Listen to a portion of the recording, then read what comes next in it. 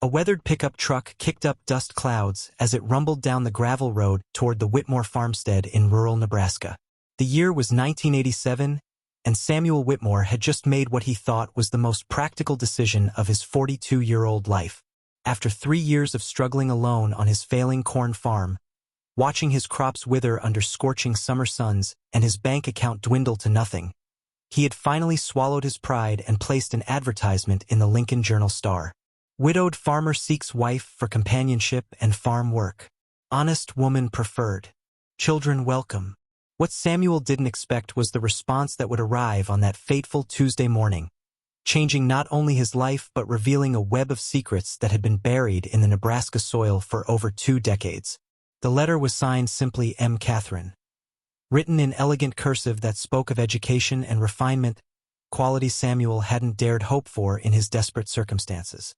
She wrote of being recently widowed with 3 children, ages 8, 12, and 15, and expressed genuine interest in starting fresh in the countryside. But there was something about the way she phrased certain sentences, a careful choosing of words that should have made Samuel more suspicious than hopeful.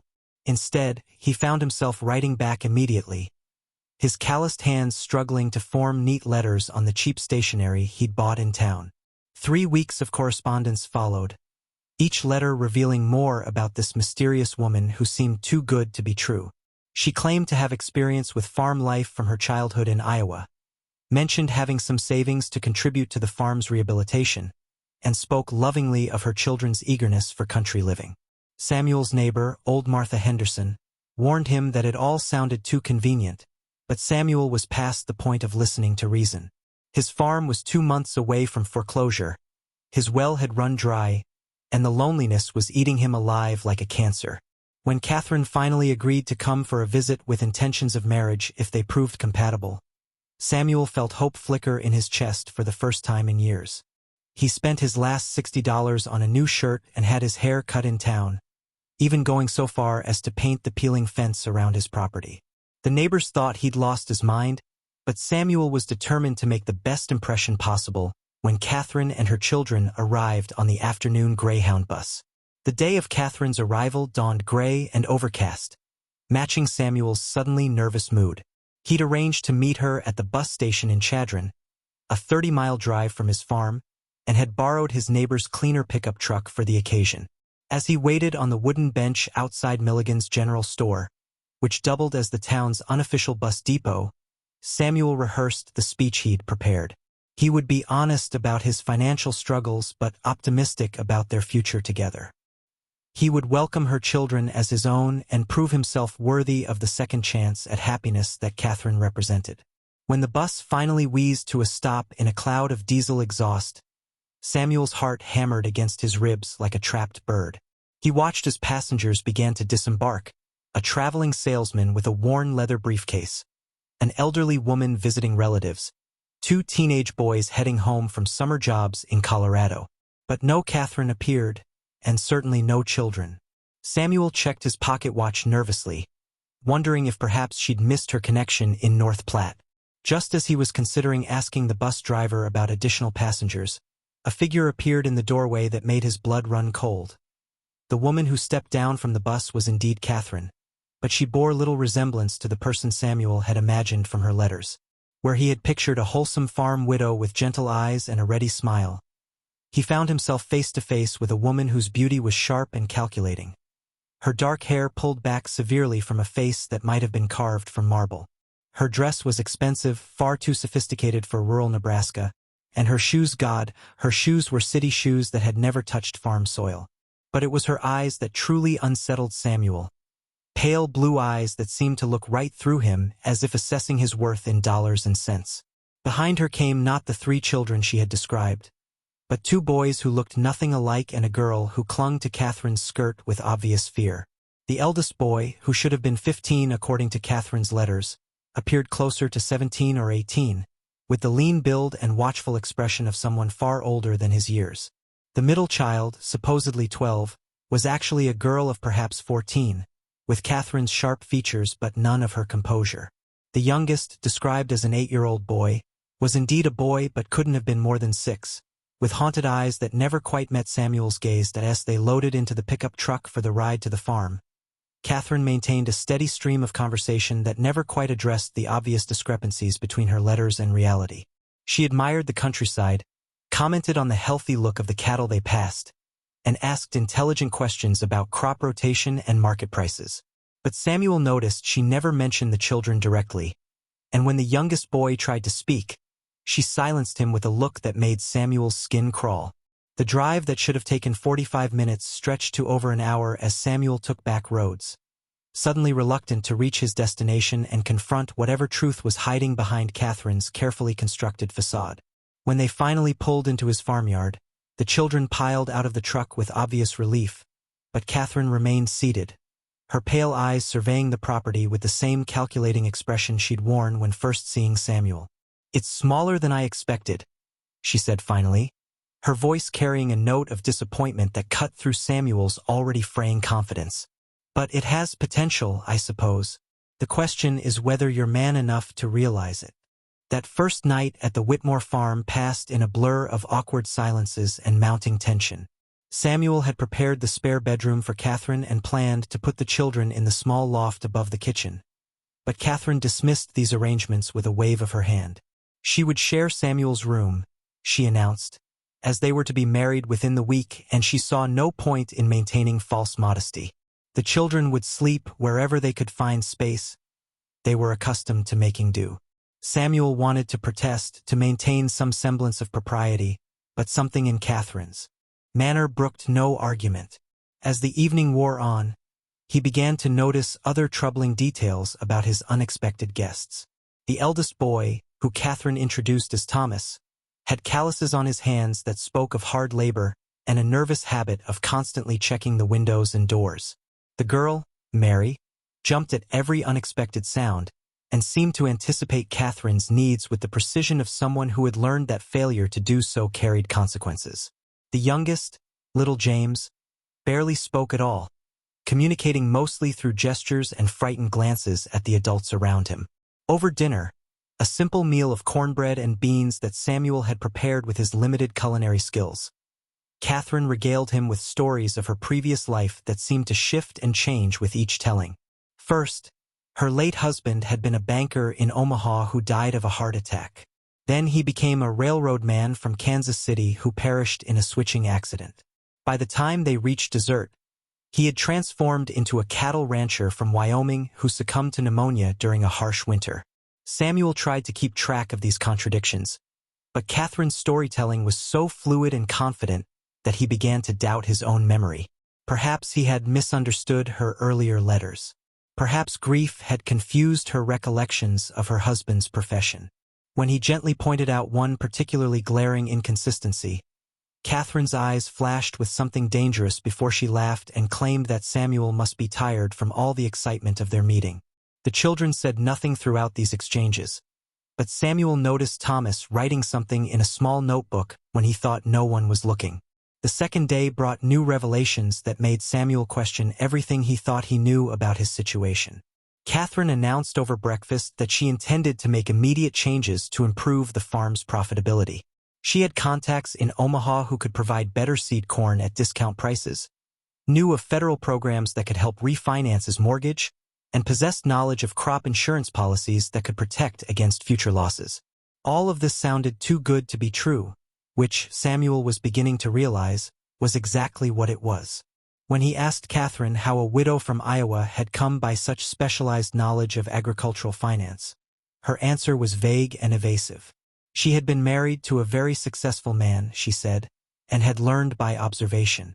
But there was something about the way she said it that made Samuel think she was reciting a prepared script rather than recalling genuine memories.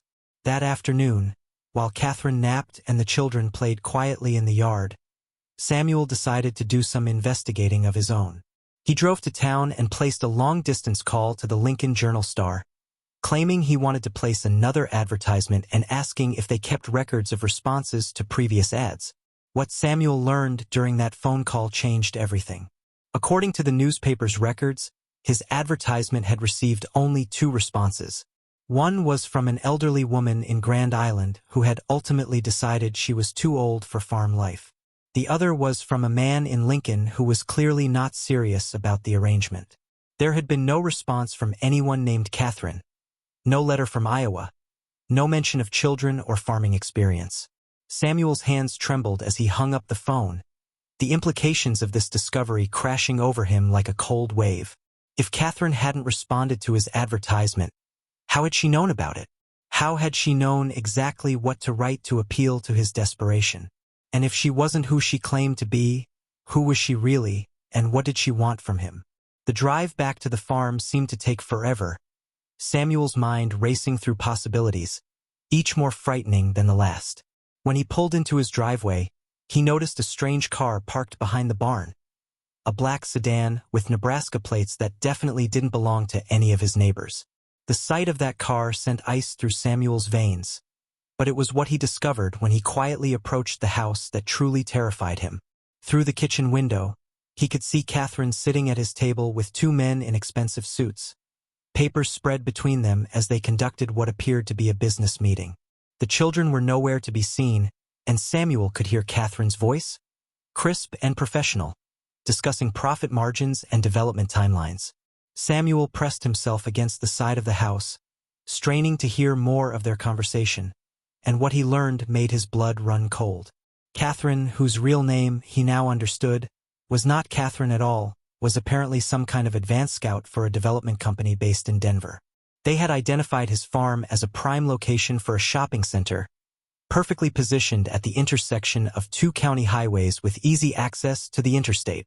The company had been quietly buying up properties in the area for months, using various front organizations and shell companies to avoid attracting attention from local officials or driving up land prices. Samuel's farm was the final piece they needed to make their development plan viable, and they had apparently decided that marriage fraud was cheaper than a fair market purchase. The woman he knew as Catherine had studied his advertisement, researched his financial situation, and crafted her entire persona specifically to manipulate him into marriage. Once they were legally wed, she would have rights to his property, and her associates would have the leverage they needed to force a sale at well below market value. If Samuel proved difficult, there were other ways to handle the situation, ways that involved accidents, disappearances, and insurance payouts. As Samuel listened in horror, one of the men casually mentioned that they had used similar tactics in 3 other states, and that the widow with children approach had proven remarkably effective at disarming suspicious farmers. The children, Samuel realized with growing horror, weren't Catherine's at all. They were probably stolen or kidnapped, used as props in her elaborate deception to make her seem more sympathetic and trustworthy. The sound of footsteps on the porch sent Samuel scrambling away from the window, his heart pounding so loudly he was certain the entire county could hear it. He made it to the barn just as the kitchen door opened and one of the suited men stepped outside to smoke a cigarette. Samuel pressed himself against the rough wooden wall, trying to control his breathing while his mind raced through his limited options. He could confront Catherine and her associates directly, but he was one middle-aged farmer against 3 criminals who had already demonstrated their willingness to commit kidnapping and fraud. He could call the sheriff, but what proof did he have beyond an overheard conversation? Catherine had been careful to establish herself as his legitimate fiancée in the eyes of the community, and Samuel knew how his story would sound to skeptical law enforcement officers. His only real advantage was that Catherine and her partners didn't know he had discovered their true purpose. If he could maintain the pretense of being their unsuspecting victim, perhaps he could find a way to gather evidence and rescue the children before it was too late. That evening's dinner was a surreal affair, with Catherine playing the role of devoted future wife, while Samuel struggled to hide his knowledge of her true nature.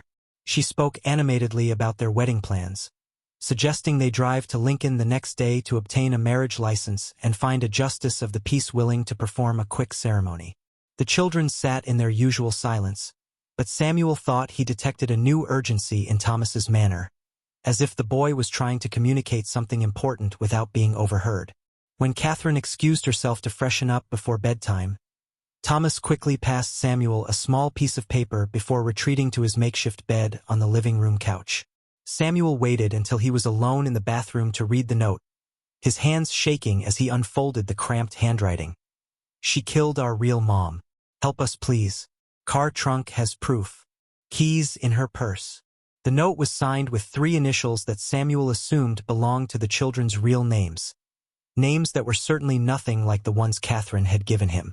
The rest of that night passed in agonizing slowness, with Samuel lying rigid beside Catherine as she slept, her breathing deep and regular like someone without a care in the world. Every time he began to drift off, images of the children's frightened faces would jolt him back to wakefulness, and he found himself making increasingly desperate plans for their escape. But Catherine was no amateur criminal. She had positioned herself between Samuel and any potential exit, and he had noticed that she slept with one hand inside her purse, presumably on a weapon of some kind. The suited men had left after dinner, but Samuel had seen them check into the motel in town, and he suspected they would return first thing in the morning to finalize whatever plans they had for his property and his life. As dawn approached, Samuel realized that his window of opportunity was rapidly closing. Once they reached Lincoln and Catherine became his legal wife, his fate would be sealed, and the children would disappear into whatever nightmare had already claimed their mother. The opportunity Samuel had been waiting for came with the sunrise, when Catherine announced she needed to drive to town to make some phone calls and confirm their appointment with the justice of the peace. She would take the children with her, she said, to keep them out of Samuel's way while he completed his morning chores. Samuel's blood chilled at the thought of those 3 terrified children being taken further from safety, but he forced himself to smile and wave goodbye as Catherine's car disappeared down the dusty road. The moment they were out of sight, Samuel ran to the barn and retrieved the crowbar he kept for opening stubborn feed sacks. If Thomas was right about evidence being hidden in the car trunk, Samuel's only chance to find it would be when Catherine returned and parked near the house. But first, he needed to prepare for what might be his only opportunity to save himself and the children from whatever fate Catherine and her associates had planned. Samuel spent the morning moving through his daily routine like an automaton, his mind focused entirely on the plan taking shape in his head. He checked his grandfather's hunting rifle, hidden in the back of his bedroom closet and unused for the past 5 years. He counted the shells in the box beside it, only 4 rounds, but hopefully enough if it came to violence. He wrote a detailed letter explaining everything he had learned and left it on his kitchen table, addressed to Sheriff Morrison in case something went wrong and his body was found later. Most importantly, he studied every inch of his property, looking for places where 3 children could hide safely while he confronted their captors. The old root cellar behind the house would work. It was hidden by overgrown weeds and had a sturdy lock that could be operated from the inside. If he could get the children there during the confusion of Catherine's return, they might have a chance to survive even if he didn't. When Catherine's car finally appeared on the horizon, Samuel positioned himself behind the kitchen window with his rifle, watching as she parked in her usual spot near the porch. The children climbed out slowly, their movements suggesting exhaustion or defeat, but Thomas caught Samuel's eye and nodded slightly toward the trunk of the car.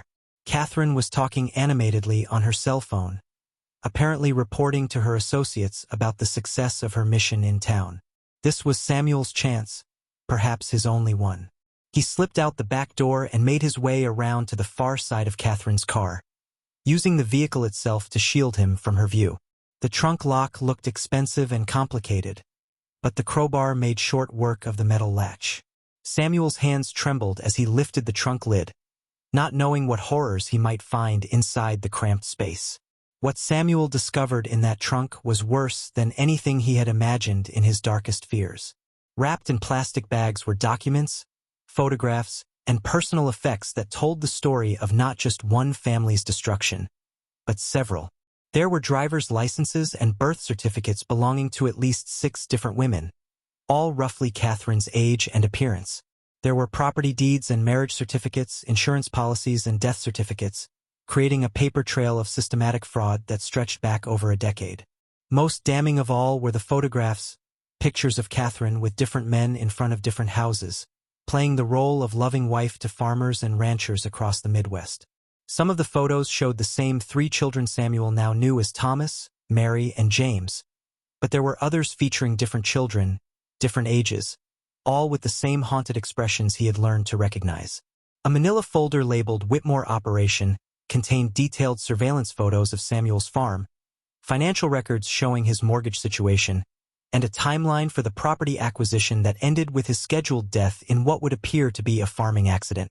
The sound of footsteps on gravel sent Samuel diving away from the car trunk, clutching the most incriminating documents against his chest. Catherine had finished her phone call and was walking toward the house, but she paused when she noticed the trunk wasn't completely closed. Samuel watched from behind the chicken coop as Catherine's entire demeanor changed in an instant. The mask of gentle femininity dropped away, replaced by the cold calculation of a professional killer examining evidence of compromise. She called out his name once, her voice carrying a false note of concern. But when Samuel didn't respond, she reached into her purse and withdrew a small pistol. The children, who had been playing quietly near the porch, suddenly scattered as if they recognized the signs of impending violence. Thomas grabbed his younger siblings and herded them toward the barn, but Catherine's sharp command stopped them in their tracks. The farm itself had been transformed by the federal compensation and the hard work of its new family. The well had been repaired and deepened, the irrigation system upgraded to modern standards, and the fields replanted with hybrid corn varieties that promised much better yields than Samuel's previous crops. The house had been expanded to accommodate 3 growing children, with proper bedrooms, a larger kitchen, and even a small library where David could pursue his love of reading and Michael could work on the speech therapy exercises that were gradually helping him overcome his trauma-induced communication difficulties. Sheriff Morrison, who had become something of a family friend during the long investigation, often stopped by to check on their progress and marveled at how tragedy had ultimately brought new life to the struggling farm. The black sedan and expensive shoes were gone forever, replaced by school buses, soccer cleats, and the ordinary chaos of family life that Samuel had never expected to experience. But perhaps the most remarkable transformation was in Samuel himself, who had discovered that his capacity for love and protection was far greater than his capacity for loneliness and despair. The man who had placed a desperate advertisement in a newspaper, hoping for nothing more than companionship and help with farm work, had instead found himself the father of 3 extraordinary children who had taught him that family was something you chose and fought for, not something you simply inherited or purchased through matrimonial advertisements. On quiet evenings, when the children were doing homework at the kitchen table and the sun was setting over his thriving fields, Samuel sometimes thought about the chain of events that had brought them all together.